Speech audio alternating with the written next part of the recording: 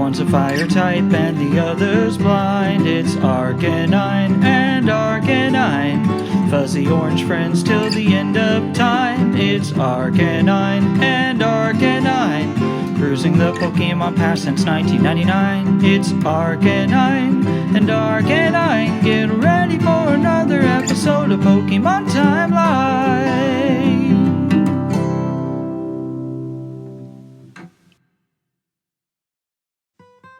Hello there, and welcome to another episode of Pokemon Timeline, the series that dictates each set in the Pokemon TCG on the 25th anniversary of their release, and breaks it down into tangible, simple, short, and understandable, relatable facts for the fellow friends and collectors in the TCG. I am Arc, the Canine, and this is my friend here, Arcanine. So, without further ado, y'all, let's do our best to try and collect them all. So, today on episode 3 of Pokemon Timeline, can't believe it's episode 3 already, everybody, we're going to be talking about Fossil. Now, this set was called Mystery of the Fossils when it came out in Japan. And so, we're still on the same timeline as Japan. This is the third set that came out for America and Japan. So, we're still on the same line. And this set, it actually released, we're still a bit far apart, about 2 years actually. This set released on June the 21st of 1997 in Japan, and then it released here in the States on October the 10th, today, exactly 25 years ago, in 1999. My voice was just a little bit higher then. So this set was kind of interesting because it's actually one of the smallest sets ever to exist. You thought Jungle was small? This one's even smaller. So it was 48 cards for Japan, but it was 62 cards for us because you gotta have the holographics, you know. So this set had ratios of 15 holographics, numbers 1 through 15, and 15 rares, numbers 16 through 30, and 15 uncommons, which were going to be numbers 31 through 45, and numbers 46 through 62 were your 17 commons. So this pack basically kind of laid out just like, just like Jungle did. You know, we're still in the even sort of going of rares and then non-rares, kind of going down the line of holo, rare, uncommon, common. So this set, it actually had the same layout as the other ones before, but there were actually 42 Pokemon in the set, because we're not going to include the holos, because that's kind of how they made the set bigger for us, just like they did with Jungle. They added the holos in and went, hey, this will make the set bigger for America. So there are 42 Pokemon in the set that you can get, and then there are 5 trainers. So that's the amount of cards in the set. Now, there were 11 card booster packs, so we're still on that. And those booster packs contained 3 uncommons and contained basically 7 commons. So you had your 7, your 3, and then at the very back you would have either a rare or a holo. And the holos were still 1 in 3 packs, and that's pretty much how they did them. So beyond that, you had the set lineup of the pack, and the way that the pack looked, they had 3 artworks, just like the last couple sets. You know, we're still on the 3 packs, and so the cards that you had, or the Pokemon rather, that you had on the front, you had either Aerodactyl, or you had Lapras, or you had Zapdos. And this set contained 15 holographics, so, you know, those 3 cards were holographics that you had in the set. So it was actually pretty cool to see something like that. Now, the chase cards in the set, you did have a decent amount of good cards that people liked, but the cards that were the most chased after, that apparently even my doggy wants to have some of, apparently Ditto, and Dragonite, and Gengar, and then of course your 3 legendary birds. You know, your Articuno, your Zapdos, and your Moltres. Those are kind of the big hitters. Now, the set itself actually had a way different price point back then than it does now. So back then, you could get a pack, believe it or not, for a simple $3, $2.99 at the store. And you could get a booster box of 36 packs, for crying out loud, for $110. But a lot's happened since then, as you may be aware. If you've been living under a rock, maybe you're not. But this is a shocker. So the Fossil booster boxes are as follows. An unlimited booster box these days will run you about $8,000. And a Japanese box will run you about $10,000. And then to top it all off, if you want a first edition booster box, then that's going to run you about $12,000 and some change. It's gotten pretty up there. It's no base set, but let me tell you, it's still not cheap. So hope you can get a loan on that if you really want one. That being said, we do have some interesting things about this set, and that's that this was the second official pre-release. So you had the Aerodactyl, and technically there are two different versions of the pre-release. There's the golden stab and there's the brown stab, but you know, semantics. You can find videos on that. I'm not going to go too deep into detail on it, just letting you know it exists, it's a thing. Also, that goes into the set symbol, because believe it or not, the set symbol for this is actually the Aerodactyl's claw, the 3 claw. That's it. So you can recognize this set by the set symbol, and just like all the other sets that came out at this time in first edition and unlimited. Now, speaking of that, this was the final end of an era, because this is the third set, but it is the final set to have Galaxy Foil, as it's known. And so we switched over to, in base set 2, which we'll be talking about coming up in February, so stay tuned for all that. In that set, we switched over to Cosmos Holofoil, and that stayed around for a long time, but funny enough, there's actually a little overlap, if you will, because there are the theme decks, and I'm going to get to those in just a moment, but in 2000, when you had the holiday season come around, there was a Thunderstorm gift set, as it was known. It was released in the year 2000, and it featured a Thunderstorm deck, and this deck actually included a holographic Zapdos from Fossil with 15 out of 62 at the bottom, but it was Cosmos Holofoil. And the way that you can actually tell for certain if you got one, if you're not, too familiar with the holo patterns, then you can look down at the bottom where the copyright is, and it'll say copyright 1999 and 2000. So that's how you can determine which one you have. There's not too much in difference of price, but it's just a fun little tidbit that I wanted to bring up for sure, because it's kind of cool.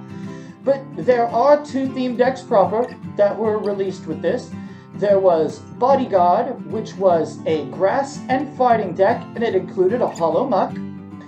And then there was a deck that was called Lockdown, and this deck was a fire and water deck, and it featured a holographic Lapras.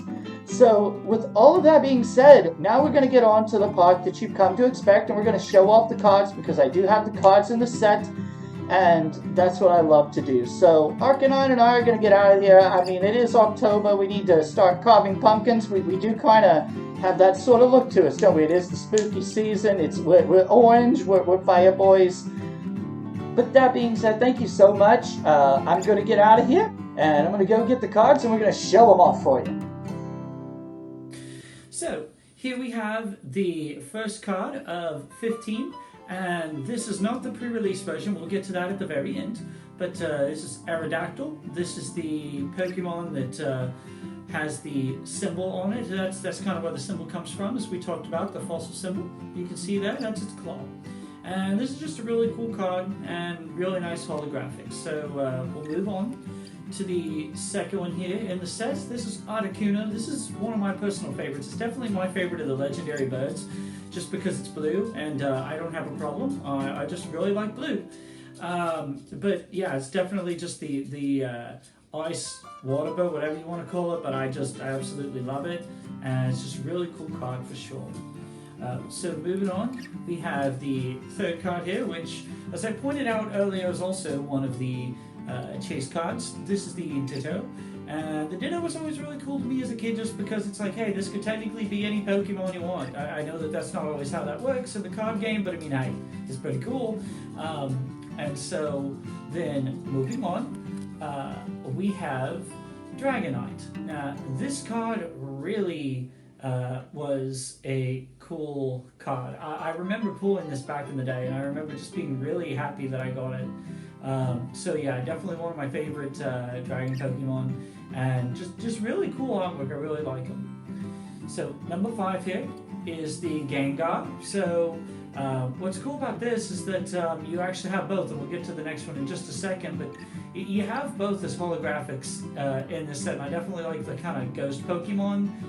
Definitely not my favorite Pokemon, but I mean, it's still kind of cool. It's got the cool hollows, just kind of spooky, especially this time of season doing an episode like this for sure. Great for Halloween. So right behind that, we have number 6, which is Haunter. So there you go. So you got 2 spooky Pokemon right in a row, and it just really kind of sets the precedent for the set. I don't know if they were trying to do that when they created this set, but regardless, I just think it's really cool. So number 7 is Hitmonlee, and it's actually a really cool Pokemon. I like this version. I love the holographic. There are some misprints out there. You can look up videos on this as well. There are videos about the misprint of that where there was either some sort of issue with the paper stock or something and on the printer, and so some of them look like literally he is smoking a cigarette. I know it's kind of weird, but it does exist out there, so it's something fun to kind of look into, just as a little random tidbit of information. But yeah, Hitmonlee, pretty cool. Gonna give you a good punch and kick. So then you have number 8, which is Hypno. And not too much to say about this. This Pokemon did kind of fly under my radar as a kid. I wasn't nuts about them. Not that I didn't like them per se. They just, of all the Pokemon, this one kind of flew under my radar for just a little bit. But I still like the card now, and it's definitely a cool card in the set for sure. Number 9, we have Kabutops. And Kabutops, again, it's one of those cards. It's just really kind of cool. And you know, there's not much to say about it. I could talk about these Pokemon all day, but regardless, it's just kind of a cool Pokemon, and yeah, definitely a cool holographic card to complete the set for number 9. Number 10 here, we have Lapras. So this is one of the ones, again, that's on the pack, and on the pack artwork, and so it's just kind of a nice Pokemon. I'm glad they gave it the holo treatment. I actually like Lapras. I remember as a kid being kind of sad when in Jungle and Base said it didn't have a holo printing, and I swear maybe it has to do with the slight blue aesthetic to them. I don't know. Maybe I do have a problem. I'll have to think about that. But then number 11 is Magneton, and again, this isn't the first holographic printing, because we got Magneton basically back in base set as a holographic, so you're having him again, and that's okay. You know, it's one of those Pokemon. I'll admit, as a kid, I remember pulling it and being kind of disappointed, because it's not that it sucks, but it's definitely not the Pokemon that you wanted to get as a kid. You wanted one of the bigger Pokemon, and this was just kind of, it's a holographic, but that's about all you can say as a kid. So number 12 is Moltres. So we got the second of the birds, and I definitely like this. I'm happy that they printed this one in holographic too, because you know it just definitely was really cool. Definitely a Firebird, and just definitely a good legendary. I definitely like it. I gotta say it's probably my second favorite out of the 3. Sorry, Zapdos. But yeah, number 13 is Muck. And again, this one came out of the deck, as I talked about. It came out of one of the decks.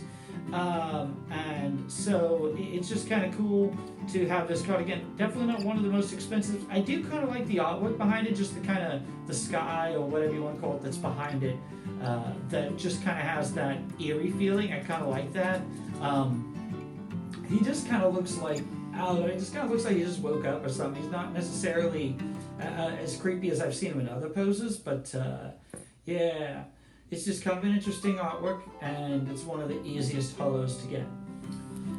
Number 14 is Raichu, and again, this is one that this was not its first holographic printing.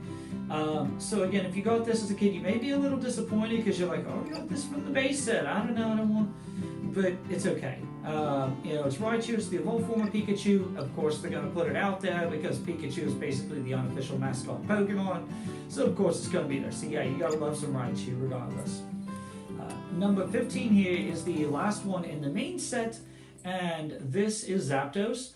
This is the one that I talked about where there are technically two versions, and again, in the bottom left of the card, where the copyright always is where you'll be able to tell if it says 2000 after 1999, then that means that you have one of the Cosmos holofoils from the Thunderstorm gift set from 2000. If not, then it's just a standard one if it just says 1999. So yeah, that's an easy way to tell, but yeah, Zapdos kind of an angry big bird.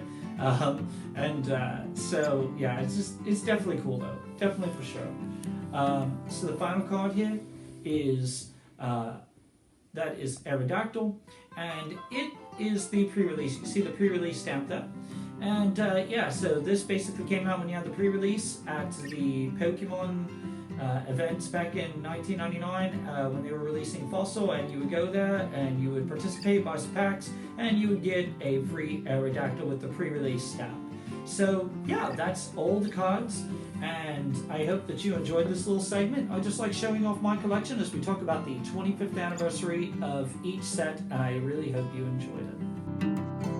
And with that, fellow Pokemon trainers and masters, that brings to a close another episode of Pokemon Timeline. Be sure to like, comment, and subscribe, because these episodes will continue to come out periodically as the 25th anniversary of each Pokemon set arrives down the line. Until next time, keep collecting, and remember, you gotta catch 'em all. See you later.